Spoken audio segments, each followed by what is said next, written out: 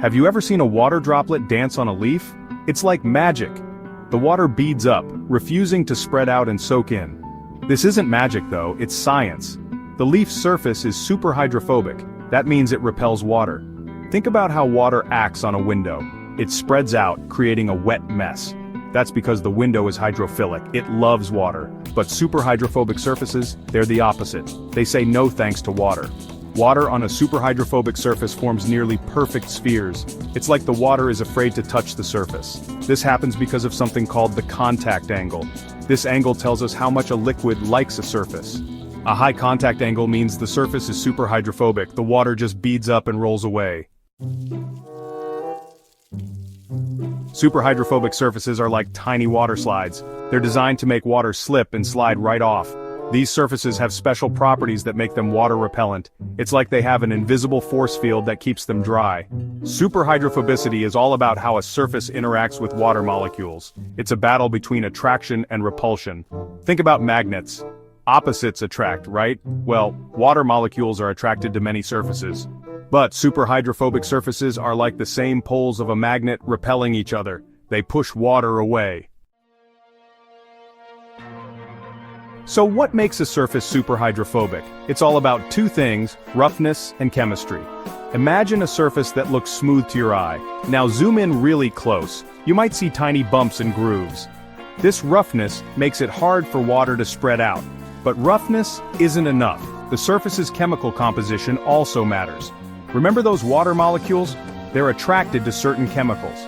Super hydrophobic surfaces are often coated with materials that repel water. These coatings are like raincoats for surfaces, keeping them nice and dry. Nature knows best. Nature is a master of super hydrophobicity. Take the lotus leaf, for example. Its surface is covered in tiny bumps coated in a waxy substance. This combination of roughness and chemistry makes it super hydrophobic.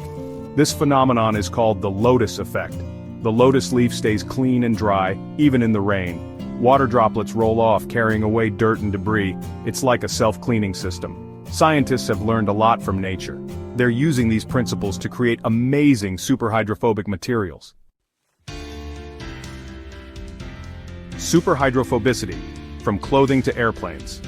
Super hydrophobic materials are popping up everywhere.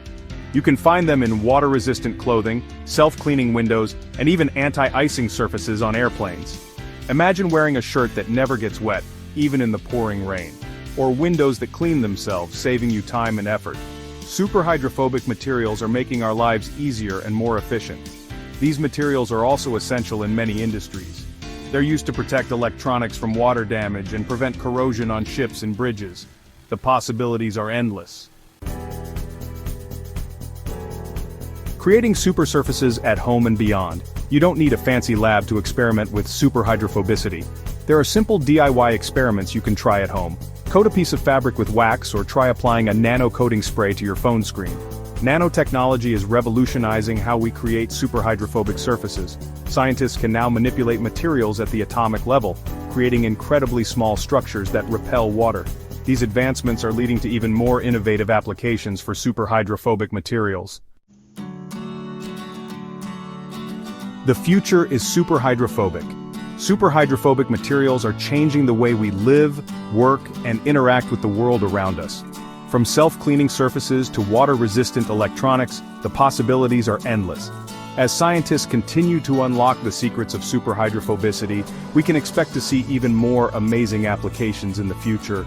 So, the next time you see a water droplet dancing on a leaf, remember the magic of super hydrophobicity.